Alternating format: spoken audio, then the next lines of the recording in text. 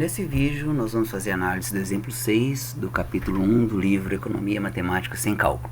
Análises gráficas de modelos microeconômicos, foi escrito por Fabrício Bueno e está disponível no site da Amazon, www.amazon.com.br.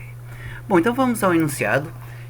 Considere a mesma empresa cuja a estrutura de custos é dada pela equação.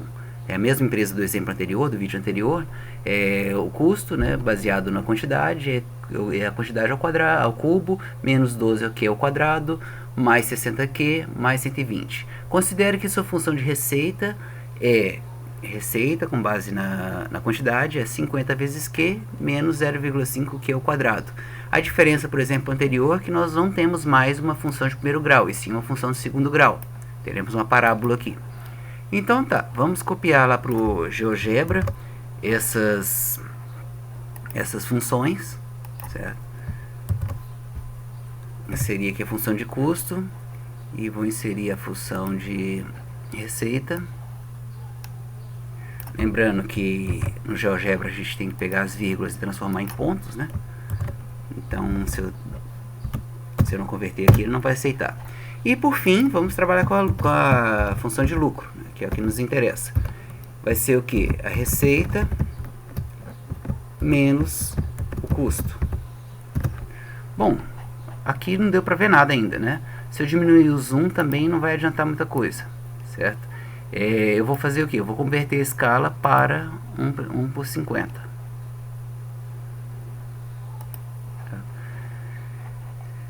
Bom, o que a gente pode pensar aqui também de imediato? Essa parte aqui, nesse quadrante aqui, elas não têm muito interesse, principalmente nesses dois aqui, né? Porque trabalha com quantidades negativas, certo? O lucro a gente pode até imaginar em algumas situações que gera prejuízo, certo? Que seriam aqui esses pontos em que a produção seria entre 4 e 6, né? Abaixo desse valor, né? Abaixo de um valor entre 4 e 6, e acima de um valor entre 8 e 10, provavelmente 9. Nós vamos descobrir que ponto é esse. Então, nesses níveis de produção, certo? A empresa tem prejuízo, ela só tem um lucro nessa área bem restrita, certo? É um exemplo didático, lembrando disso. Então, vamos fazer uma análise. Ó. A função de custo, tá? É essa função aqui, nós já vimos ela no exemplo anterior.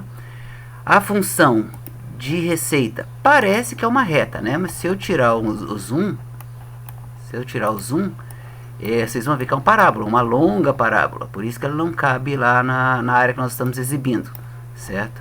Então, por mais que nessa foto que a gente esteja tirando, né, pareça ser uma reta, ela é uma parábola, certo? E vou dar mais um aqui, porque o que interessa pra gente são aqueles valores ali, certo? Bom, então essa função aqui, que é uma parábola, é a receita, certo? E a função de lucro, tá? É essa parábola aqui, que ela é uma área muito restrita de lucro. Então vamos às nossas análises iniciais. Então, vocês podem ver que há um ponto em que cruza, tá, o lucro, a receita e o custo, tá? É o mesmo ponto em que essa parábola do lucro, certo? Ela toca o eixo Y, o eixo X. Quer dizer o quê? Que o eixo Y nesse momento é zero, quer dizer que o lucro é zero, certo? Bom, tem várias maneiras de descobrir esses pontos, né? Posso clicar aqui, pedir para gerar um ponto nessa interseção, certo? E ele já deu o ponto pra gente, certo? Já deu ponto pra gente, ele achou o ponto, certo? Mas para a gente não ficar dependendo de clicar no ponto certinho, achar o ponto certinho, né? A gente pode usar aqui a função raiz do lucro, né? Por quê? Com essa função ele vai achar os dois pontos onde o lucro é zero, certo? Exatamente os dois pontos onde o lucro toca o eixo X, certo? Isso acontece quando, olha, para cá, vocês podem ver que o lucro é negativo, isso é prejuízo. Por quê? O custo está nitidamente maior do que a receita. Quando chega nesse ponto, o custo e a receita se igualam, tá? Então eu não tenho lucro, mas também não tem prejuízo, certo? Nesse intervalo aqui, a receita cresce, né, mais rápido do que o custo, certo? Então meu lucro vai subindo, certo? À medida que essa distância for diminuindo, meu lucro vai diminuindo também, e quando elas se encontrarem, novamente, meu custo e o lucro e a receita forem idênticos, tá? O meu lucro é zero, e a partir daí não compensa continuar a produção. Então eu já sei que esses pontos são, tá? Lembrando que no outro quadrante aqui ele vai ter um ponto que toca o eixo X, né? Por isso que ele bota 3 raízes, certo? Ai, perdão. Detalhe, né? Eu falei uma coisa aqui e vou me corrigir. A curva do lucro não pode ser uma parábola, né? Não é uma função de segundo grau. A parte que nós estamos analisando aqui parece uma parábola, tá? Tanto que nós vamos achar um máximo local aqui, certo? Então, uma correção.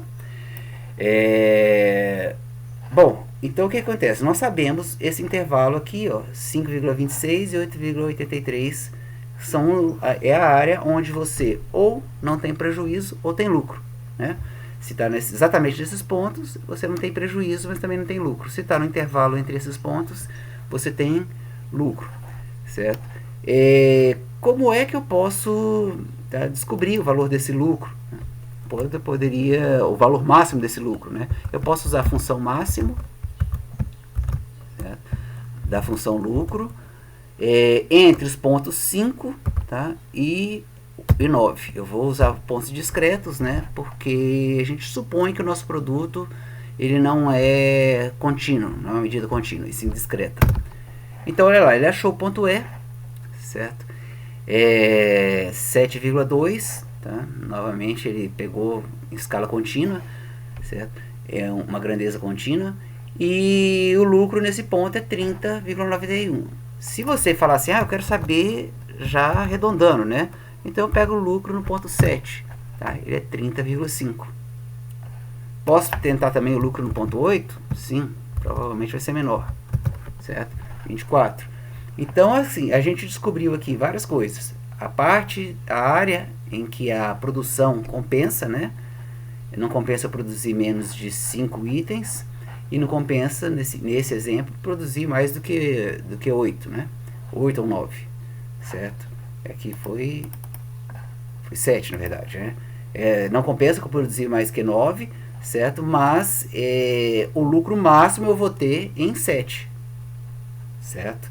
Então é uma análise gráfica que a gente pode fazer sem cálculo algum, vocês viram, certo? A gente só tem que atentar para os detalhes do gráfico, onde a interseção entre o custo e a receita é exatamente, tá, os meus limites de lucro. E no meio disso aqui a gente tem que ter um lucro máximo, certo? Aí voltando para uma escala maior, lembrando que a receita ela é uma parábola, certo? A receita é uma função de segundo grau, o custo é uma função de terceiro grau, né? E tá, o lucro também vai ser uma função de terceiro grau, só que num formato bem diferente dessa função aqui, certo? Então nós teríamos esse máximo local aqui e teríamos o máximo tendendo ao infinito, só que esse máximo não interessa porque seria uma quantidade de produção negativa, certo? A receita também cresce, não digo que infinitamente, que lá na frente ela vai achar o eixo X, né? Lá na frente ela vai achar o eixo X, ó, quando chegar a 100 unidades, certo? Só que não compensa chegar até lá, porque até lá você vai estar gerando prejuízo, porque a partir desse ponto o custo vai crescer infinitamente, né? Numa velocidade muito maior que a receita. Então, quando eu chegar em 100, se a gente tirar o zoom aqui, ó, quando a gente chegar no 100 de produção, não dá nem para ver o tamanho do prejuízo que foi, né? É uma escala muito grande, certo? Então o prejuízo ele tende ao infinito nesse caso, certo? Então, análises gráficas sem a gente precisar fazer nenhum cálculo para entender esse modelo microeconômico que envolve o lucro baseado apenas na receita e no custo.